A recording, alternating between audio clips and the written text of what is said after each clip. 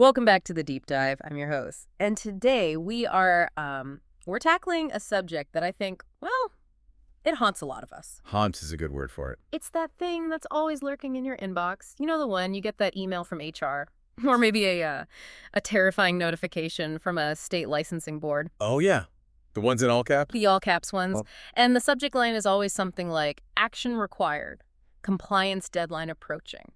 You open it and it says you have like 48 hours to complete your mandatory training units. And you feel that immediate physical sinking feeling, the universal dread of the modern professional, the ticking clock of compliance. Exactly. And the first reaction is just a groan. Right. You picture stale coffee, a windowless conference room, maybe a webinar that you just play on mute while you do other work. We've all done that. We have. It feels like a tax on your time, just this Yes. thing you have to endure. But today, we're going to try to flip that script a little bit. We've got a stack of research here that suggests this whole thing isn't just about ticking a box so you don't get fired. No, it's something much bigger. We're looking at what some sources are calling the actual engine of career survival. We're talking about professional development or, PD. It's a huge topic. And frankly, it's one that's often really misunderstood. I think we tend to view it as this bureaucratic hoop we have to jump through. Right. But the sources we have today, they paint a very, very different picture. They argue that PD is maybe the only thing standing between us and obsolescence. Obsolescence. That's a strong word. I mean, that's terrifying. It is. So we're not just talking about learning to earn, which is a catchy phrase the source uses. We're talking about maintaining your relevance in a world that is actively trying to leave you behind. Precisely. And to really get our heads around that, we have to start with some definitions, because professional development is one of those terms that we all throw around without really knowing what it means. Okay, so let's dig into the source material. It defines PD as, and I'm quoting here, learning to earn or maintain professional credentials. Which is so dry. It's incredibly dry. It feels like it misses the point because the text highlights a specific word that I think we need to really dwell on. The word is praxis. Yes, praxis. It's a concept that goes way back to, ancient philosophy, Aristotle and all that. But in the context of modern work, it's absolutely critical. So what does it mean here? The source defines it as the bridge between theoretical, academic knowledge. The stuff you learn in college. Right, the abstract concepts. The bridge between that and practical, job-applicable skills. The stuff you actually need to do when you show up on Monday morning. Okay, let's stop there for a second. The bridge. I feel like for most people, that bridge is out. You go to university, you learn a bunch of theory, and then you get your first job and you have this horrifying realization that you have no idea how to actually do anything. That's exactly the gap praxis is supposed to fill. Think about it this way. A university education, it teaches you the what and the why. It gives you the abstract framework for your field. The big picture. The big picture. But how the messy, real-world application where things don't go according to the textbook, where people are unpredictable and the data is incomplete, that's praxis. So it's more than just practice, then? Oh, much more. It's not just doing. It's a cycle. You take a theory, you try to apply it, you see what happens, maybe you fail spectacularly, and then you reflect on that result, and you use that reflection to refine your understanding of the theory. So it's active. It's not about just reading a manual or sitting through a lecture. No, it's the complete opposite of passive learning.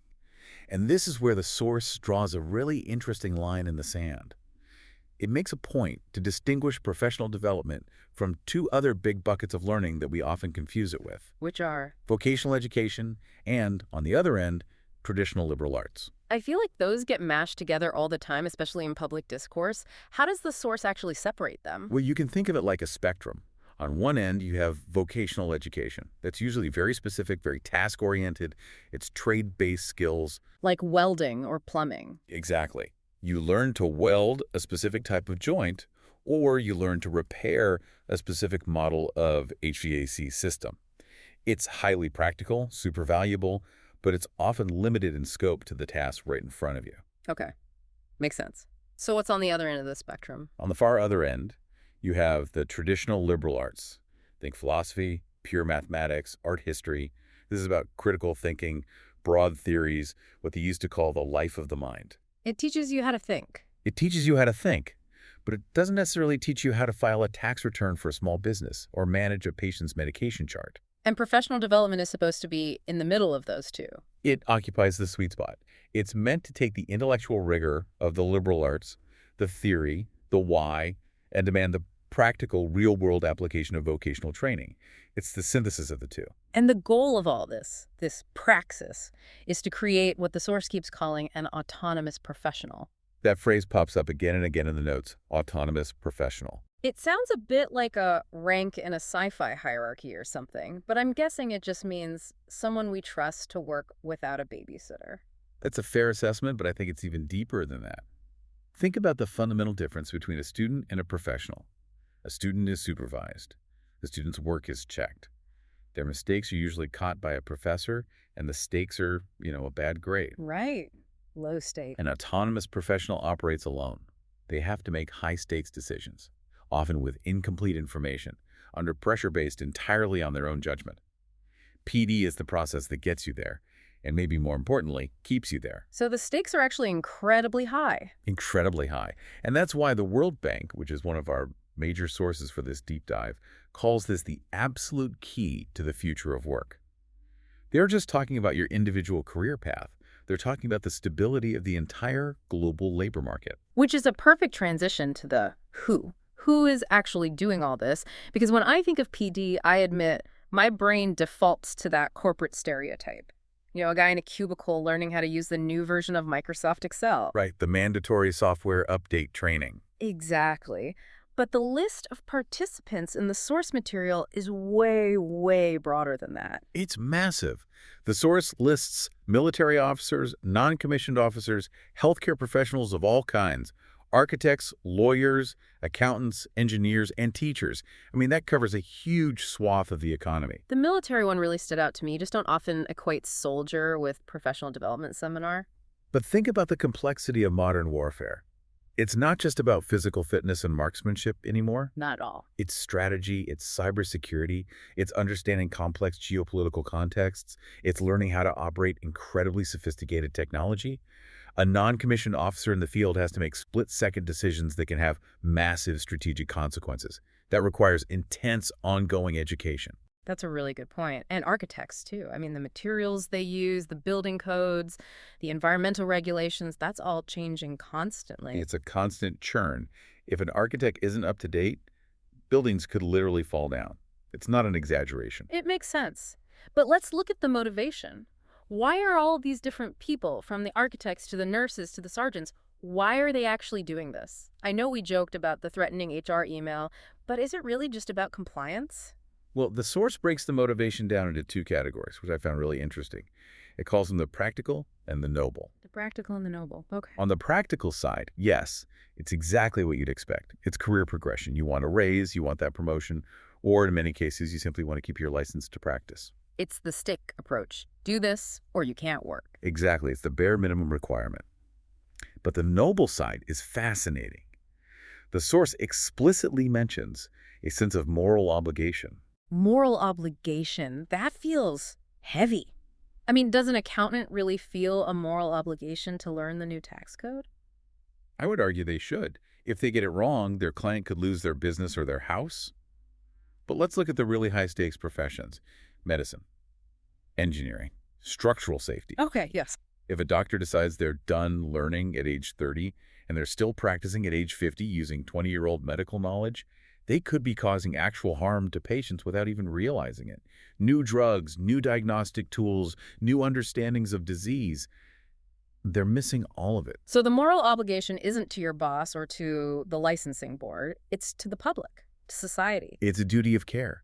When you call yourself a professional with a capital P, you are making an implicit promise to society that you know what you're doing right now, not just what you knew the day you graduated. And that's why the source connects it to this idea of lifelong learning. It's not a hobby. It's not something you do if you feel like it. It's an ethical requirement of the job itself. That's the argument, yes. That really puts a different spin on it. It's less HR is annoying me and more I have a professional duty to ensure I don't accidentally hurt someone with my outdated knowledge. Precisely. So when did this all start? Because this can't have been the standard forever. The source mentions that for a long time, this kind of ongoing learning wasn't really formalized. It pinpoints the 1960s in the United States as a major turning point, specifically for school staff. Right, for teachers. Why the 60s? What was happening then that sparked this? The 1960s were a period of just massive social and structural upheaval. You had the civil rights movement demanding changes to curriculum and school access. You had the Cold War and the space race, which put a huge new emphasis on science and math education. Sputnik was a huge catalyst. Suddenly, there was a national panic that American students were falling behind. On top of that, you have the very beginnings of the information age. The fundamental realization hit that the world was changing too fast for a static education to hold up. So the old model of learn once, work forever was breaking. It completely shattered. Before that, teaching, and frankly, many other jobs, was viewed as a somewhat static craft. You learn how to do it, you got your certificate, and then you just practiced that craft for 40 years. You taught the same lesson plan every year. Pretty much. But in the 60s, with all these new pedagogical theories and a rapidly changing society, there was this dawning awareness that teaching had to evolve. If the world outside the classroom changes, the classroom itself must change. And if the classroom has to change, then the teacher must keep learning. And that logic, it just spread from teaching to almost every other profession. It became the new paradigm. And now we're all living in the result of that shift. A world where everyone is constantly expected to be learning. But, and here's where I start to get a little skeptical, the way we measure all this learning seems, well, it seems like a complete and utter mess. It is a complex landscape, to put it mildly. Complex is a very diplomatic word. I was looking at the breakdown of the state requirements for teachers in the U.S., and it's all over the map. It's just this alphabet soup of acronyms and seemingly random numbers. It really highlights how incredibly difficult it is to quantify knowledge or learning. What do you put a number on that? Well, let's look at the data points because it's kind of amazing. If you're a teacher in Arkansas, the source says you need 60 hours of documented professional development activities annually. 60 hours. 60 hours. That is a week and a half of full-time work.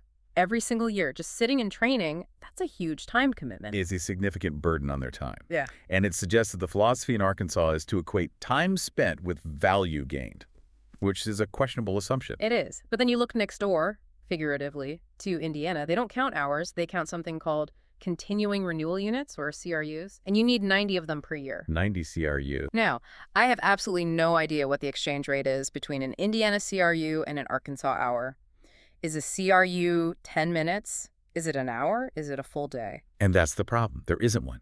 There's no national standard. It's a local currency that's only good in that state. And then it gets even wilder. You go to Massachusetts, they want 150 professional development points, or PDPs.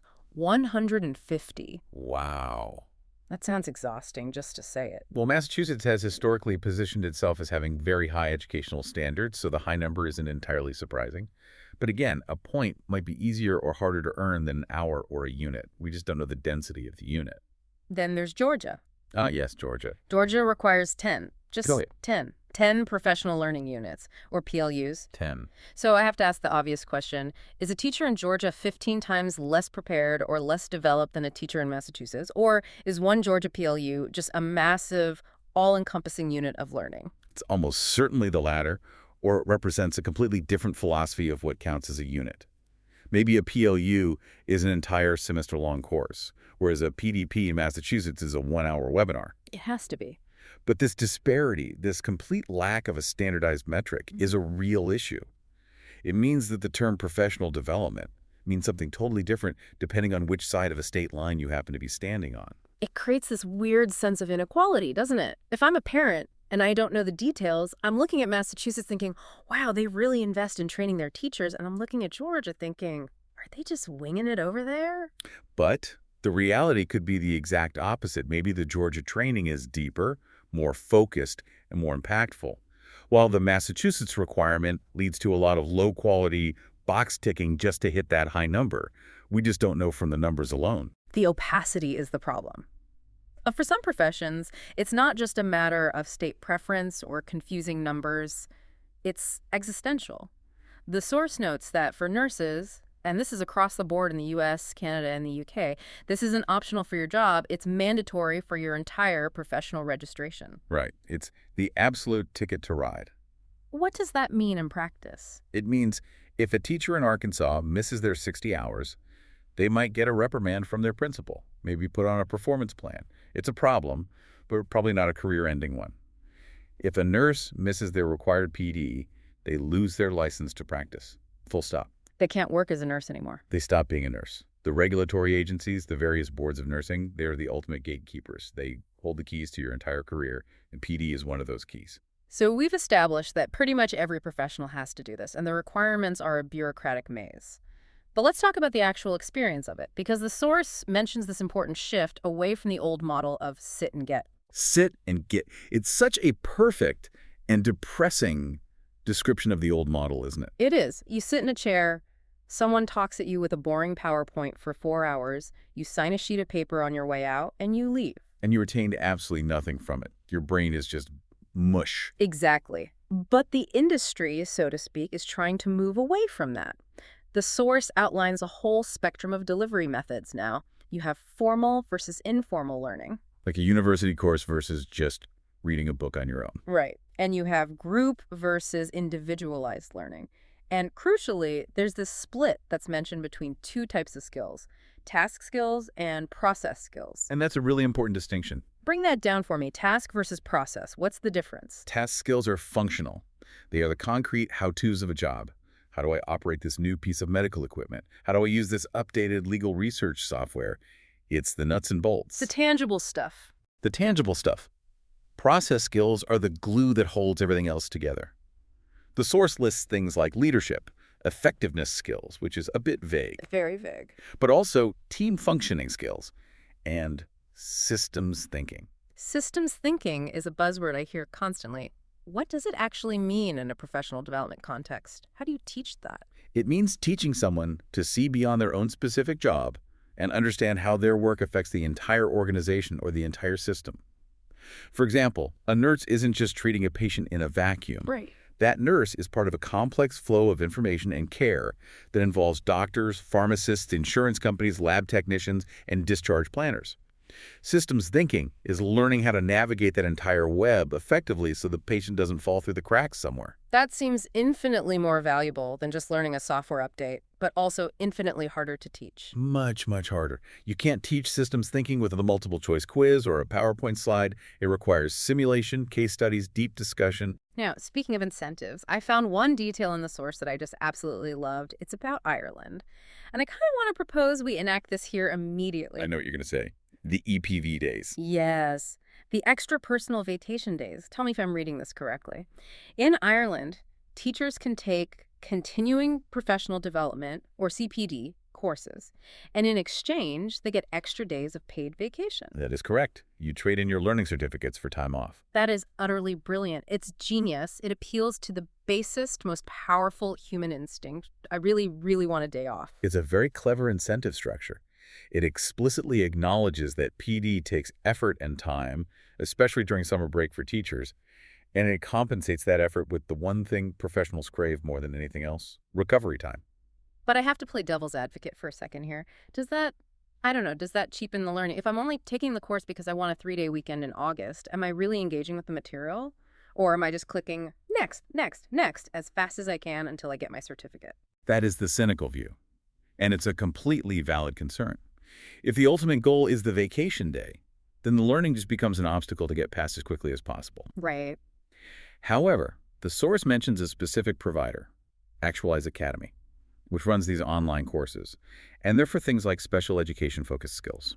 Okay, so these aren't fluff courses. Checking a box for a webinar is one thing, but special ed skills are serious, critical competencies. Exactly. The source mentions they're designed to meet the upcoming demands of the student population. These are difficult, necessary skills. And if the incentive of an extra vacation day is what finally gets a busy, burned-out teacher to engage with that difficult material, then maybe the end justifies the means. That's a fair point. If the result is a teacher who is better equipped to handle a special needs classroom, who really cares if their initial motivation was a Friday off, the kids still benefit. It treats learning as a currency. You invest your attention and your time, and you earn back personal time. It's a transaction, but it could be a very healthy and effective one. I'm still just jealous of it. But let's move on to the how. The specific methods. The source lists a whole bunch of different methodologies, and I don't want us to just read off a list of definitions because that's boring. I want to understand what these actually look like in real life. Agreed. The terminology can get dense and jargony, but the practices themselves are actually quite distinct and interesting. Okay, let's start with one we've probably all heard of. The case study method.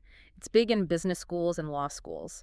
But how does it work in a typical PD setting? So the source defines it as putting the student in the role of a decision maker facing a problem. So let's imagine you're a junior civil engineer. A traditional lecture might just tell you the safety tolerances and the load-bearing capacity of a specific type of steel beam. A bunch of numbers and formulas. Right. A case study, on the other hand, puts you in a scenario. It says, you're on a job site. The specific beam is showing signs of stress cracking, the project deadline is tomorrow, the client is screaming at you on the phone, and it's starting to rain. What do you do? What are your next 3 steps? So it's a simulator. It's like a flight simulator, but for professional decision making. Exactly. It forces you to actually apply the practice we talked about. Mhm. You have to take all that abstract theory about steel tolerances and bridge it to the messy, high-pressure reality of the situation. There's no single right answer to bubble in. Okay, I like that. What about consultation? This one confused me a bit. To me, a consultant is an expensive outsider you hire. But the source defines it differently as a PD method. Right. It's not about hiring McKinsey. In the PD context, consultation is a structured process for immediate internal problem solving. It's basically, we have a crisis happening right now in our team. Let's use this systematic process to analyze the problem, brainstorm solutions, and implement one. It's learning by doing, but with the safety net of a predefined structure. So it's less about future theory and more about present-day firefighting. Precisely. It's about building the skill of crisis management in real time. Got it. Now, I really want to clarify the difference between coaching and mentoring, because I feel like people use these two words completely interchangeably, but the source makes a clear distinction. They do, and it's a very important one. They are very different. The source says coaching focuses on observation, reflection, and action, specifically to enhance competencies. Okay, so give me an example. Let's go back to the medical field. Imagine a surgeon who is learning a new, complex robotic surgery technique. A coach would be another more experienced surgeon standing there in the operating room or in a simulator watching their hands. Right there with them. Right there. And the coach says, okay, adjust your grip by 2 millimeters. Now rotate your wrist 3 degrees to the left. Good. Now do that same movement again, but smoother. Yeah. It is tactical. It is specific. It is all about the performance of the skill. Okay, very micro level. So how is mentoring different? Mentoring is defined as promoting awareness and refinement of one's professional development as a whole. It involves reflection and observation, but it's much broader. The mentor isn't watching the surgeon's hands. They're zoomed out. They're zoomed way out. Yeah. The mentor is the person who takes that surgeon out for coffee a week later and asks, how are you handling the stress of these new high-stakes procedures? Where do you see your career going in the next 10 years? Are you feeling burned out? It's about the person, not just the task. So the coach fixes your golf swing. The mentor helps you decide if you even want to be a golfer anymore. That is a perfect way to put it, yes. I like that distinction. Okay, next up, communities of practice. This sounds a little bit, I don't know, a bit community. The source mentions shared inquiry. It sounds a little soft, but it's actually one of the most powerful and effective methods, especially for experienced professionals. It's essentially a high-level, self-directed peer group. It's not a class where one expert teaches a room of novices. So no one is in charge. Not really. It's a group of peers, say, 6 experienced architects, who agree to meet once a month to discuss a shared problem that none of them have a clear answer to. Like, how are we all dealing with the challenges of using this new sustainable building material? What's working, what's not? So it's like a hive mind for a profession. Exactly. It leverages the collective intelligence and distributed experience of the group to solve novel problems. Then we have lesson study. This seems very specific to teachers. It is, and it originated in Japan. It's a fascinating process. It involves teachers systematically examining their practice. In a typical lesson study, a teacher might design a specific lesson plan for, say, teaching fractions. Then they teach that class while 3 of their colleagues sit in the back of the room and watch. Oh, that sounds absolutely terrifying. Being watched and judged by your peers. But that's the key. The goal isn't to judge the teacher. The goal is to analyze the lesson. The observers are there to be data collectors. They're watching the students. Did the kids understand that concept about common denominators? Why did that kid in the back tune out at the 7-minute mark? Was the explanation confusing? So the lesson itself is the thing being studied, not the teacher. Correct. It requires immense trust and vulnerability among the teachers. But it's powerful because it treats teaching as a science to be observed and proved, not just a performance to be applauded. Okay, next is reflective supervision. This one sounded pretty intense to me. The definition mentions needing to support the articulation of the rationale for their practices. This is the why method. It's very common in fields like social work or therapy. It's not enough for an employee to just do the job well. In a reflective supervision session, the supervisor consistently asks, why did you make that choice with that client? What theory were you drawing on? What was your rationale for saying that and not something else? So, because it just felt like the right thing to do is not an acceptable answer. No, that's the one answer you can't give. You have to be able to articulate the professional rationale behind your actions. It forces you to understand your own instincts and connect them to established best practices. It makes the implicit explicit. And finally, the source list technical assistance. This one seems a bit different from the others. It is. It's less a direct learning method and more about the infrastructure that supports learning. It means providing resources, facilitating networking, offering tools and information. It's the support system that allows all the other methods, like coaching or communities of practice, to actually happen effectively. So we have this whole toolkit of methods. We have simulators, coaches, mentors, peer groups, all these different ways to learn. But all of this happens on a timeline. The source makes a really big distinction between the beginning of a professional's career and, well, the rest of it. Yes, the life cycle of a professional. It's broken into two distinct phases. Let's start with phase one, initial professional development, or IPD. IPD is the boot camp. It's the crucible. The source defines it as the period where an individual acquires the competence to operate as an autonomous professional. There's our favorite term again. It's the gatekeeping phase. You finish university, but you are not considered a pro yet. You're an apprentice, a trainee, a resident. IPD is that structured period, which can be years long, where you are intensely supervised and mentored to prove you can finally be trusted. And who decides when you're ready? Who are the gatekeepers? It's the professional associations and chartered institutes. They're the ones who hold the keys. The source lists examples like the Institute of Mathematics and its applications, the Institution of Structural Engineers, and the Institution of Occupational Safety and Health, or IOFISH. These are the organizations that grant you the chartered status. Exactly. You can't just wake up one day and call yourself a chartered structural engineer. You have to go through a rigorous, documented IPD process and pass their assessments. It's society's way of saying, okay, we have vetted you, we now trust you to build the bridge on your own. And once you cross that line, once you're a full-fledged professional, you enter phase two. Phase 2, which lasts for the rest of your career. Continuing Professional Development, or CPD, sometimes it's called CPE, Continuing Professional Education. This is the maintenance phase. The source calls it education to maintain knowledge and skills. Right. This is the running on the treadmill phase. The world keeps changing, technology keeps advancing, and you have to keep moving just to stay in the same place professionally. And the oversight here is just as massive as it is for IPD, right? Oh, it's a huge industry. The source lists oversight bodies like the Royal Institution of Chartered Surveyors for Real Estate and Construction, the American Academy of Financial Management for Finance, the International Institute of Risk and Safety Management. It honestly seems like there is an acronym and an oversight body for every single job on Earth. There practically is, and it's a truly global phenomenon. The source notes that the UK has the CPD Standards Office, the CPD Institute, and the CPD Certification Service. They have an entire bureaucracy just for accrediting the accreditation. And in Australia, you have AHPRA, the Australian Health Practitioner Regulation Agency, which oversees all the health professions. The source also mentioned OSMED for Australia, right? Specifically for nurses and veterans. Yes, OSMED is a major provider of CPD, and it's integrated right into the government system. The source is it's identified by the Department of Veterans Affairs as a key provider. So you have this huge global multi-billion-dollar industrial complex of accreditation bodies, certification services, training providers, and tracking systems. Which leads us to the billion-dollar question. The elephant in the room. We have millions of people spending billions of dollars investing endless hours of their lives. We have state mandates, global institutes, a whole industry built around this. And my question is, does any of it actually work? This is where the story gets really complicated. And we have a bit of a showdown in the source material. We do. In the red corner, representing the optimists, we have the World Bank. Their 2019 World Development Report is very, very bullish on the whole concept. They basically argue that PD is the engine of economic adaptation. What's their core argument? How do they see it? They look at it from a 30,000-foot macroeconomic perspective.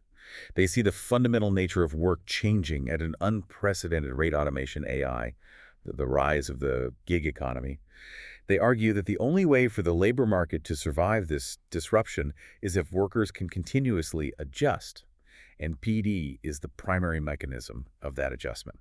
So their logic is, if we don't have a robust system for professional development, the entire economy will eventually collapse because nobody will know how to do the new jobs that are being created. Essentially, yes. They view flexible, lifelong learning delivered through universities, adult education programs, corporate training as the essential lubricant that keeps the gears of the modern economy from grinding to a halt. Okay, that sounds plausible. It's a logical top-down argument. But then in the blue corner, we have the skeptics. We have the Campbell collaboration. And also, in 2019, they published a systematic review. But they didn't take the 30,000-foot view. They did the opposite. They zoomed all the way in. They looked specifically at welfare professionals, so social workers, child protection officers. And they asked a very specific question. Does the CPD they're required to do have any measurable impact on the outcomes for the children and young people they serve? So not does the economy survive, but are the kids they're supposed to be helping actually doing better? Exactly. A very direct, very outcomes-focused question. And their finding was stark. They found, and I'm quoting, little evidence of the effectiveness of CPD on those outcomes. Wow. That is a punch in the gut to this entire industry. Little evidence. So we're forcing social workers to go to all this training, we're spending millions of dollars on it, and the kids aren't seeing any measurable benefit. That is what the data from their review suggests. But, and we have to be really careful and nuanced here, does little evidence of effectiveness mean that the training is definitively useless? Or does it mean that the measurement of that effectiveness is flawed, or maybe even impossible? That's the critical question, isn't it? I mean, how on earth do you measure the direct impact of a social worker's training course on the life trajectory of a vulnerable child? It's not like fixing a car where you can say, the engine was broken, I took a course, now the engine works. Exactly. There are a million confounding variables: poverty, family dynamics, school environment, community resources. The social worker's training is just one tiny input into an incredibly complex system. So the Campbell finding, it highlights what you could call the evidence gap. It is incredibly hard to draw a clean, straight, causal line from a professional took a course on Tuesday to a client's life measurably improved on Friday. Right, and the World Bank isn't even trying to draw that line. They're looking at inputs. Are people taking courses? Is the system functioning? They have faith that these inputs must be good for the economy. Campbell is looking for hard, distinct outcomes data, and they can't find it. It really feels like a collision between faith and data. It does. And it raises a really uncomfortable possibility. Are we as a society much better at mandating training than we are at designing training that actually works and has a real impact? So we're good at compliance. We're really good at building systems to check the box. But are we good at ensuring praxis? Are we good at making sure that the 60 hours of training in Arkansas actually translates to a better, more effective classroom for the students? The Campbell report suggests we might not be, or at least we can't prove that we are. That brings us all the way back to that idea of moral obligation we talked about at the beginning. If I, as a professional, have a moral obligation to learn, does the system that mandates that learning have a moral obligation to make sure the learning is actually worth my time? I think that's the crux of the whole debate. If we demand that professionals give up their precious time, or as we saw in Ireland, their potential vacation days, we owe them and society some solid evidence that it actually matters. So where does all of this leave us? We've covered a lot of ground. We've traveled from the educational reforms of the 1960s all the way to the World Bank's vision for the future of work. We've looked at the baffling maze of state mandates and the global alphabet soup of oversight bodies. And we've seen all of the different ways to learn, from being coached on a specific skill to being part of a community of practice to being watched by your peers in a lesson study. And we've ended on this central tension, the tension between the clear economic necessity of PD and the profound difficulty of proving its results on the ground. It's a very messy landscape. It is. But I think for you, the listener, the learner tuning in, there's a takeaway here. You can't control the system. You probably can't control whether your state demands 10 PLUs or 150 pinning Ps, but you can control how you approach it. Yes. You can choose to treat it as a chore, as mere compliance, or you can choose to treat it as an opportunity for genuine praxis. Don't wait for the system to prove its own effectiveness. Be the evidence yourself. When you're in that seminar, whether it's online or in person, don't just sit and get. Ask the why question. Challenge the assumptions. Look for the bridge between the theory they're giving you and the problems you face every day at your job. And always remember the ultimate goal of all of this: to become and remain an autonomous professional. You are building the version of yourself that doesn't need a supervisor, that can be trusted to make the right call when it matters most. I want to leave you with one final thought, a provocation, really. We've talked a lot about the lack of hard evidence from the Campbell collaboration, but let's play a thought experiment. Let's assume for a moment that we can never prove on a spreadsheet that PD changes outcomes in these complex social fields. Is the unexamined career worth having? A Socratic twist on professional life. Exactly. Even if the training doesn't perfectly correlate to a student's test score or a client's outcome, is the mere act of stopping, reflecting, and actively trying to be better valuable in and of itself? Does the act of engaging in reflective practice change who you are as a professional, regardless of whether the data can capture it? I would argue it has to. I think it keeps the professional mind alive. A professional who stops learning, who decides they know everything they need to know, they've already quit. They just haven't left the building yet. That's it for today. Go earn those credits, and we'll see you on the next deep dive.